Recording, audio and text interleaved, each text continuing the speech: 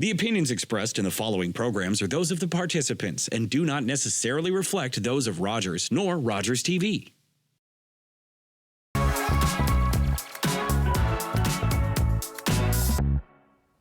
Welcome to Modern Business, the show that bridges the gap between viewer and entrepreneur. I'm your host, Taylor Bursey, and today we are joined by Alexa Woods from Woods Clothing. Welcome to the show, Alexa. Thanks, Taylor. Tell us, what exactly is Woods Clothing? So it's a men's and women's boutique in the little heart of Uxbridge, and it's a family-run business. I've been in charge of it for the last 4-ish years, and yeah, it's just a cute little boutique. So when you say a cute little boutique, is it men's clothing, women's clothing, everyone's clothing? It's primarily women's, but we do have a men's section that I've been trying to wrangle for the last little while. It's a little hard for a woman to be the one selling men's clothing, unfortunately, but we do carry both, yeah. And what age group do you typically target? So I'm trying to really expand the age group. I did take it over, and it was primarily a bit of an older group of people that we were trying to attract, and I've been trying to get the younger generations. So I would say roughly about 30 all the way up to, 85-year-old grandmas. Amazing. So talk to us a little bit about how you got started in this business. You said it was a family business. Was this always the plan? Definitely not. I did my degree in creative writing, which is what I was, planning on focusing on. But it was my parents who ran it. And when my husband and I got pregnant, we were living in Toronto at the time, and that is a interesting place to raise kids, I guess. And so we moved back to Uxbridge, and my dad just asked me what I thought about running the business. And I thought, you know what, not a bad idea. It's already established. So I decided to take it over. And when you say you decided to take it over, did you sit down and make a plan and go, oh my goodness, I'm going to take this over? Or how did that work? Absolutely not. It was very, spontaneous, you could say. I didn't have a business plan. I have no background in fashion, no background in business either. But I knew that I would have my parents to lean on, so it wasn't quite as daunting as it could have been. And like I said, it was established. So, there were things I could learn along the way without having to have the background in it. So would you say you dove in head first? Yeah, definitely. I did have, the upbringing with it. I grew up around the store and around my parents, and they were always feeding me little tidbits. So I had those to take in with me, but it was definitely just a brand new experience for me. And was there an aspect of the business you started with and worked your way through, or how did that process work for you? Well, I did start working for my parents. I didn't take it over, the day my dad asked if I wanted to do that. I went along to buying trips with him, and he really kind of eased me gently into it. So I would say the buying was the first thing I really immersed myself in, and then all the other stuff, all the admin that's not quite as glamorous, that kind of came afterwards. And when you started to take over the business, did you build out your own team, or did you use the team that was already in place? No, I inherited very wonderful employees. I'm very grateful for that and very lucky, because when I took over, my parents were actually stepping back from the business. So the employees were actually fantastic at kind of running it themselves. They could have maybe done that by themselves if I hadn't stepped in.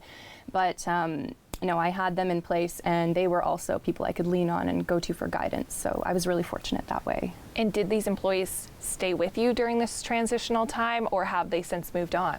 No, luckily they stayed with me, if you can believe it. I know it's a bit of a transition to go from one boss to another, especially, the father to the daughter. The age is a bit different. Sometimes people don't see, younger people as that leadership role. So they are still with me, and I brought in a couple of new employees, and so there is partially some newness to it, but primarily just the established employees. And did you find the respect thing a hard aspect to gain, or did you really work your way through that? It's a tough question. We were all friends already. Like I'd grown up knowing these women, so there was definitely already an establishment of respect.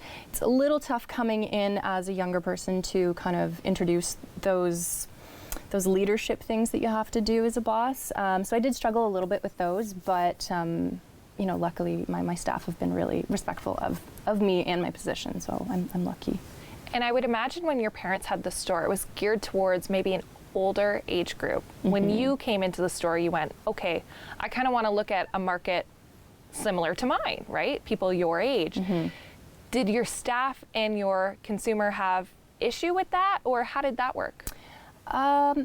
It's definitely not something that you can just all of a sudden change. I mean, any business that you take over that's already established, you can't make crazy new changes to. You kind of have to ease your clientele into them.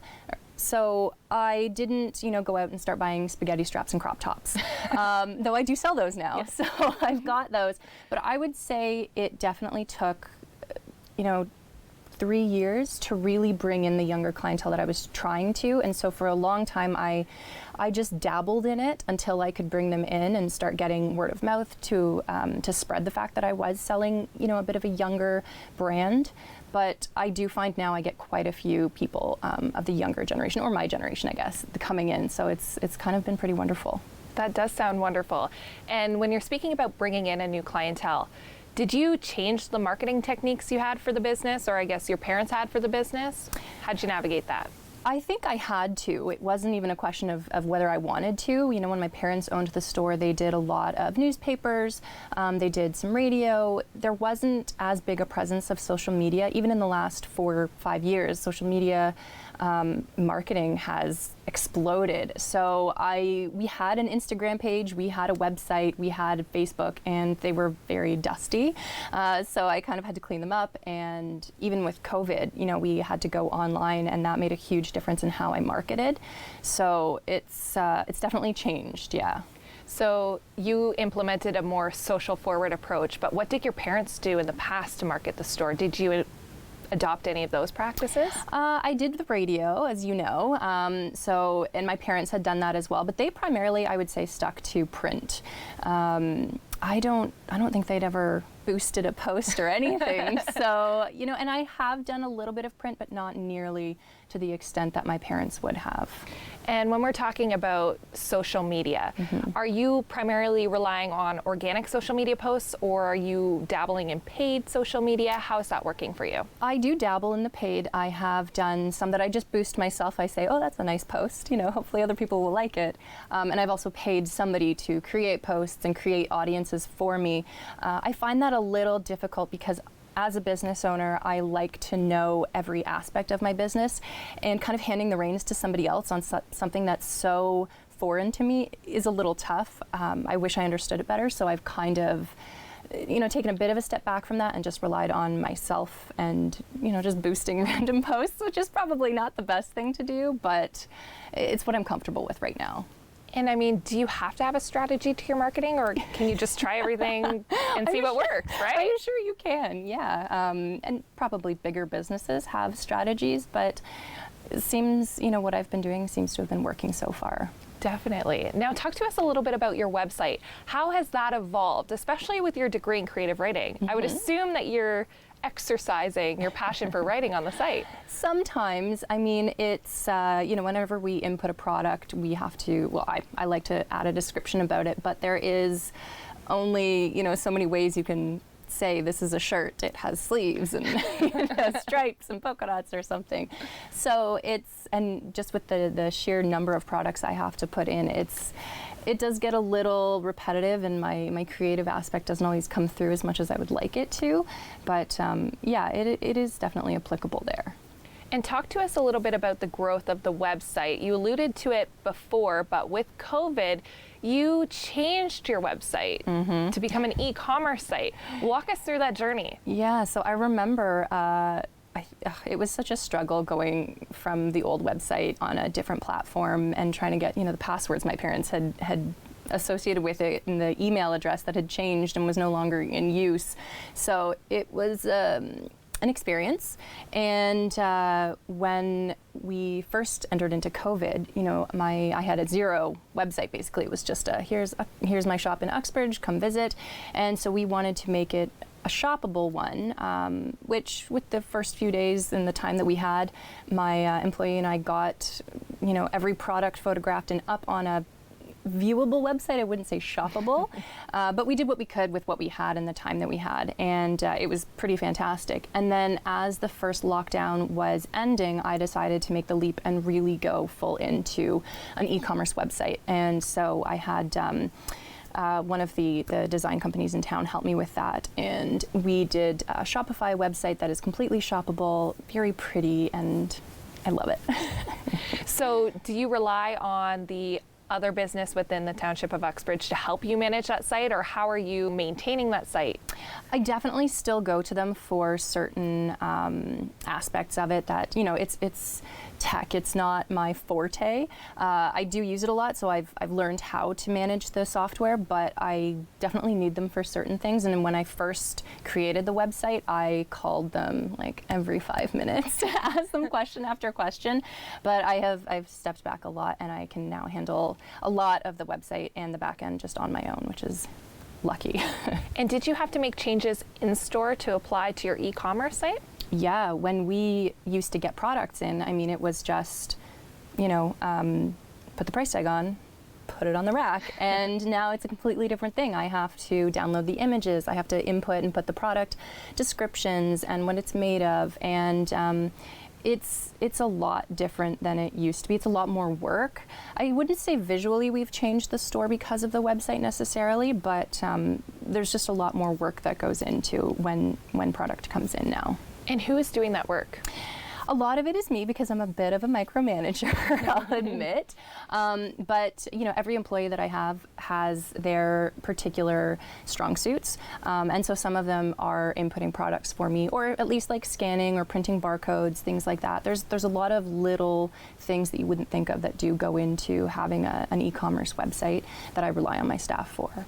And do you find that hard to manage with certain staff members doing little bits of the bigger project? Yeah, which is probably why I'm a micromanager. None of us have a background in this, and so if it's not something you do on a daily basis, you don't remember every step that goes into putting in one product. You don't think of it as just saying, oh, a tribal shirt, and then putting it onto the website. You have to put in what it's made of, where it's made, how much it costs you, how much it costs the customer. You have to put tags on it. You have to do a size chart. There's so much that goes into one single product.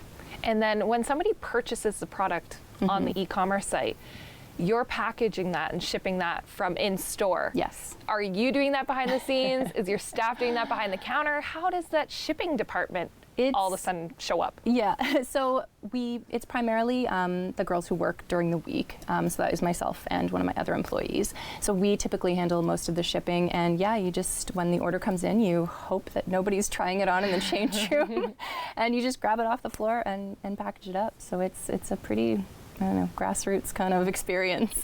Has there ever been a situation where you've had a shirt, somebody's trying it on, and it's already sold online? Yes. I think the first year we were online and I did our $20 rack, everybody was gung-ho about it and online and buying things, and I had somebody up at the counter. It hadn't been put off to the side yet, but it had been purchased, half an hour ago, and now they were trying to buy it, and it was a little awkward. Oh, no. Yeah. All right. Well, on that note, we'll be right back.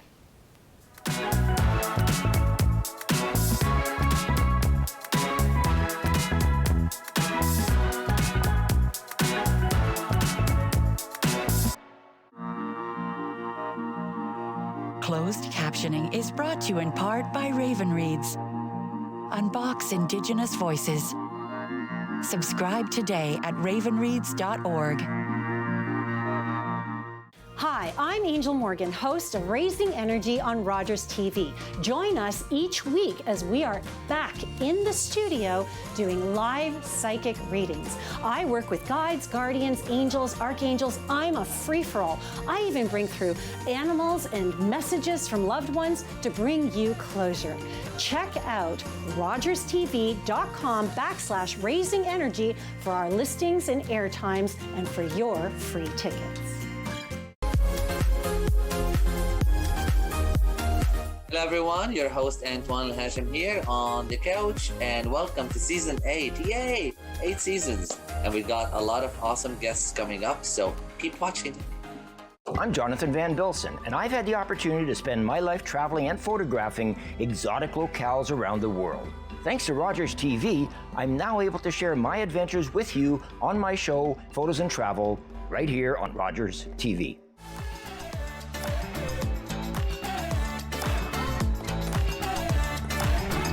With clubs, leagues, and courts in every province and territory across Canada, squash is the sport for wall-to-wall fun, fitness, and friendship. From coast to coast to coast. Learn to play and you'll want to do it every day. Squash. Play inside the box.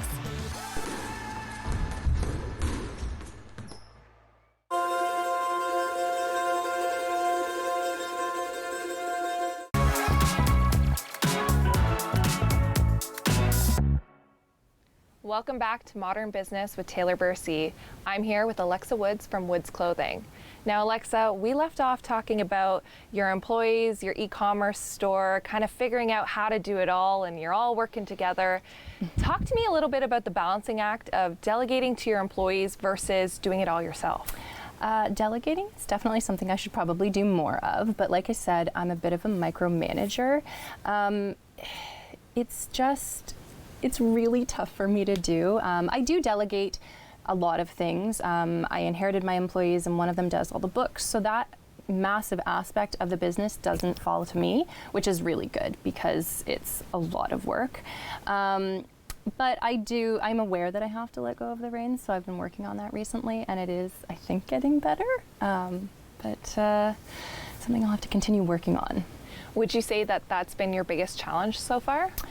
Oh, that's a tough thing to ask. I have had a lot of challenges, but yes, especially with the introduction of the e-commerce, there is so much more that goes into the business. And I would definitely say if it's not my biggest, it's one of the biggest challenges.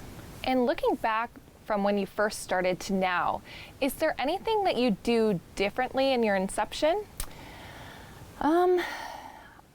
I might have started e-commerce earlier. It's really been a great thing for the business. But when I first started, I was so against it. I just wanted to be this little mom and pop, brick and mortar shop local, all that stuff. And I was so against the online business, but it really has been the best thing for it. So I probably would have just done it earlier, yeah.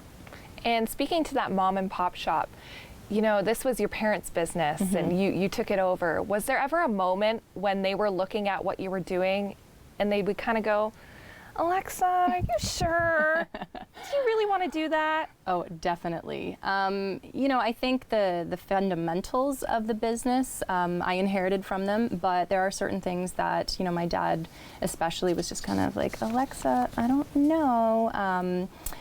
You know, they grew up in a different generation where there was a lot of thrifting done, and so they did a lot of things on a shoestring. And so when I took over, I tried to follow that. But I also am a firm believer in you have to spend money to make money. And there just came a point where, you know, if I was going to do it on a shoestring, it wasn't going to get done. So I just had to, you know, do it and pay what it was going to cost to get it done. And in the end, I was very glad I did because it meant that things got done quickly and they got done well, where if I'd been doing them, maybe wouldn't have been the case. And do you have an example that you'd like to share with us of this new mentality? I mean, there's so many things. Like I redid the flooring in the store. I redid one of the change rooms. I put up a piece of drywall in one of the sections where the wall was kind of looking questionable. Even doing trim, things like that. When it came to renovations, I probably could have figured it out, or I could have called in some relatives to help, but you know, you have to rely on their schedules, and it would have just taken 3-4 times as long, and you just never know what you're going to get sometimes. Right. And you speak to taking risks and believing in what you're doing. Has there ever been a moment when you've been so sure something's going to work and then it didn't work out? Yeah, that happens pretty much every single season, not necessarily with renovations or anything like that, but it's always kind of a gamble with the products you buy. You try to listen to your customers and bring in what they're looking for, but some things I get really excited about and think, oh my gosh, everyone is going to love this dress. And that happened this season. I was like over the moon about this dress, so I brought in a ton of them and everybody hated it. And there you go. It's just luck of the draw sometimes. And what do you do if everyone hates it and nobody buys it?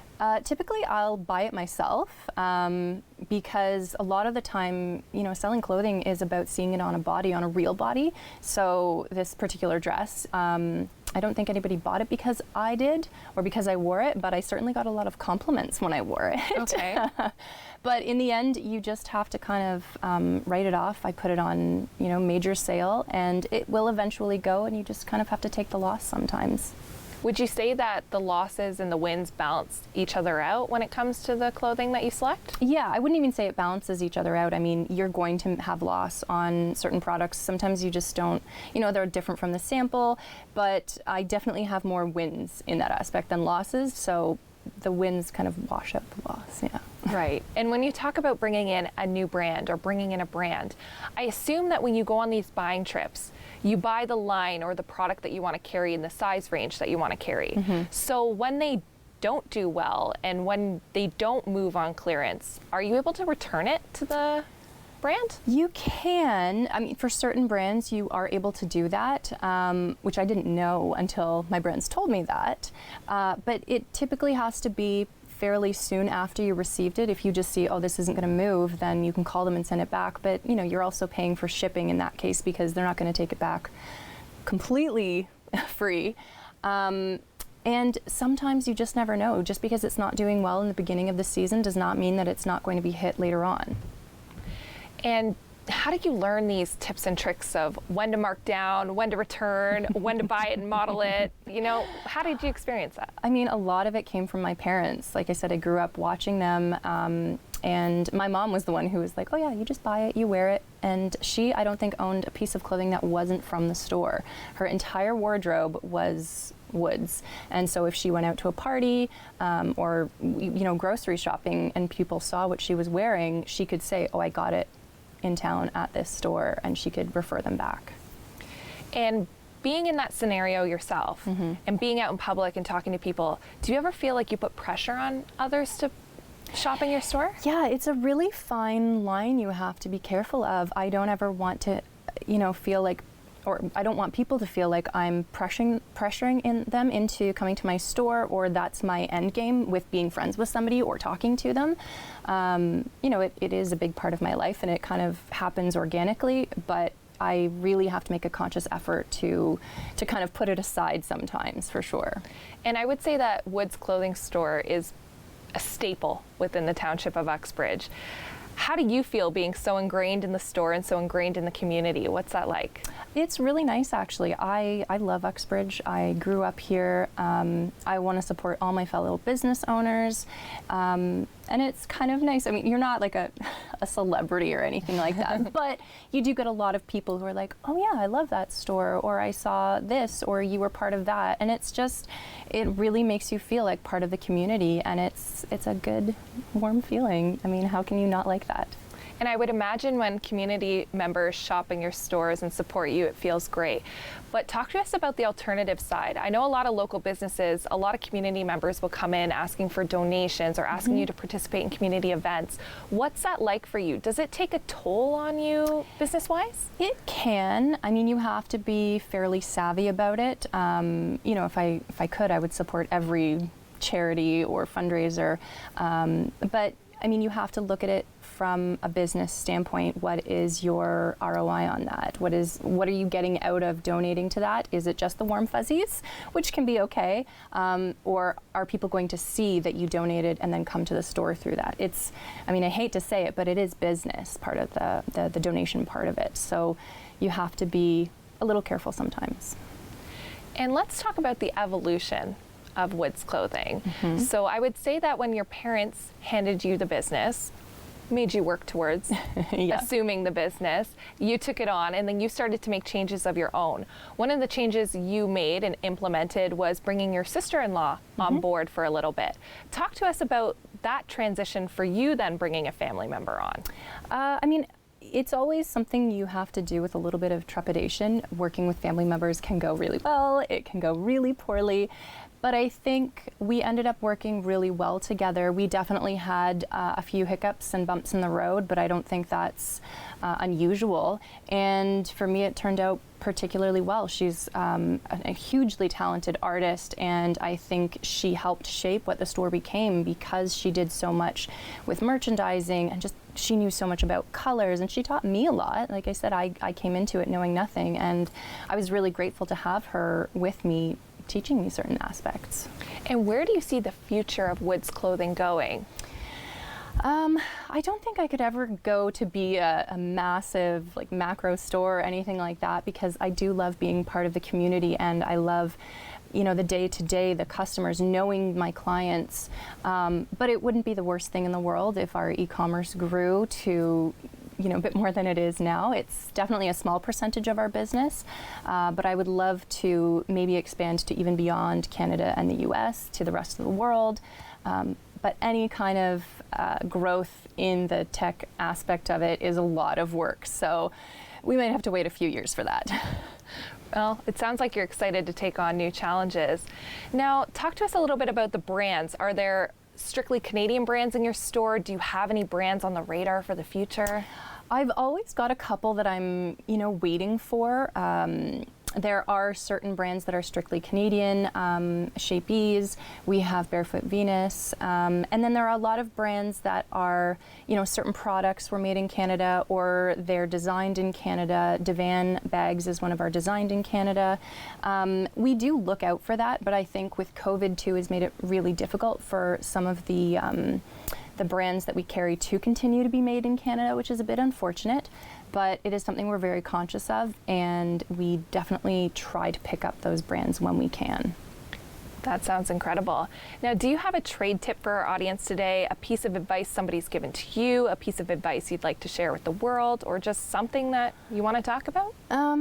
I think it's important that you're passionate about what you do. That is a huge thing. I love going to work every day, but I also think it's very important to know every aspect of your business. I always remember somebody telling me that, you know, you should work every position in your business. So like in a restaurant, you should be a hostess, you should be a server, you should work in the kitchen, you should work behind the bar, just so that you know how your business runs and how it needs to be managed. And I think that's a huge part of running a business. And is that what you did yourself? I try to. There are certain things that I still haven't dabbled in, but I'm getting there. And if you were to bring on a new employee, would that be a practice that you'd take them through, is learning all the aspects of the business?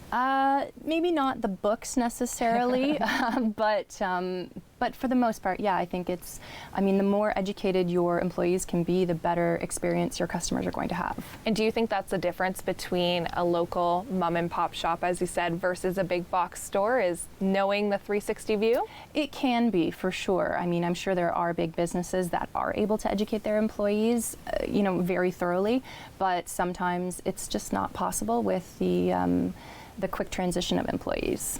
Now, if people listening to the show want to visit you and learn more about your store, where can they find you? So our brick and mortar is in Uxbridge at 70 Brock Street West. It's right across from the post office. We have a Facebook account, which is Woods Clothing Uxbridge, an Instagram account, Woods Clothing, and our website is woodsclothingstore.com. And when they visit your website, can they expect to see some creative writing? Sure. Is that a challenge we're putting out to you on Modern Business Yes. today? Incredible. Alexa, thank you so much for joining us. This has been another episode of Modern Business, and I'm your host, Taylor Bursey. We'll see you next time.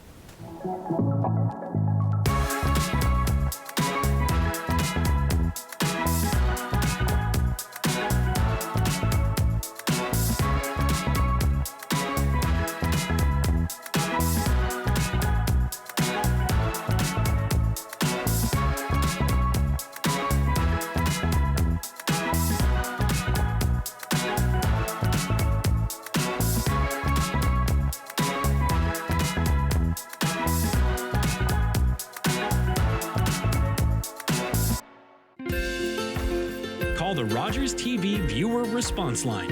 Email us or connect with us on social media.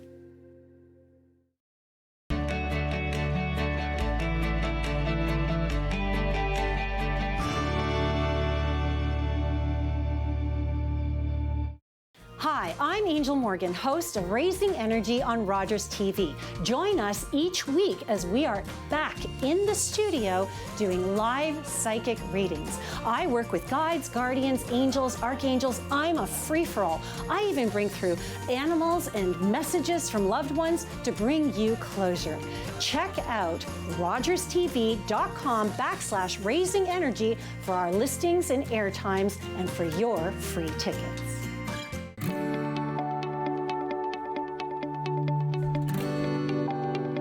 You're watching Rogers TV.